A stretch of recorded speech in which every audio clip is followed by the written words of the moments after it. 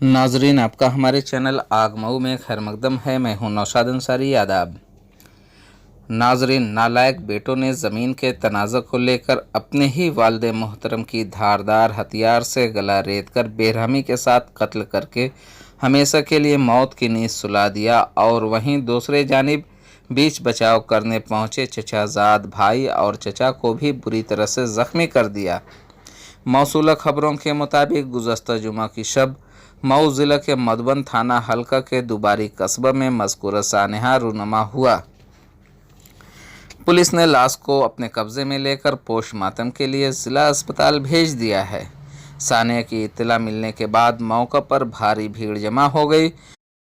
ज़राए इबलाग के मुताबिक 65 साल वालिद मोहतरम बुद्धिराम शर्मा को दो सगे बेटों ने, जिनमें भूपेंद्र और अखिलेश ने धारदार हथियार से अपने ही वालिद मोहतरम को मौत के घाट उतार दिया।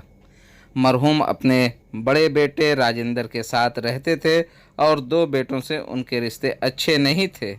पुलिस के बकौल बुद्धिराम ने अपनी बड़ी बहू के नाम से सारी ज़मीन का बैनामा कर दिया था, जिसको लेकर उनके और बेटों के दरमियान तनाज़ा चल रहा था और इसी के मद्देनज़र बेटों ने बाप का कत्ल कर दिया।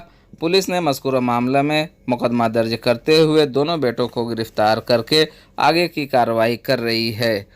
आग न्यूज़ के लिए मऊ से ब्यूरो की खास रिपोर्ट। आइए नाज़रीन, हम आपको पूरी तफसीलात सुनाते हैं।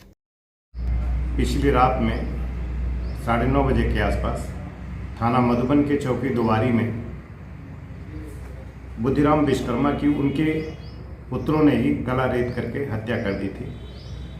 घटना का कारण ये था कि बुद्धिराम ने अपनी बड़ी बहू के नाम से अपनी सारी ज़मीन बैनामा कर दिया था, जिससे उनके दोनों पुत्र नाराज़ थे।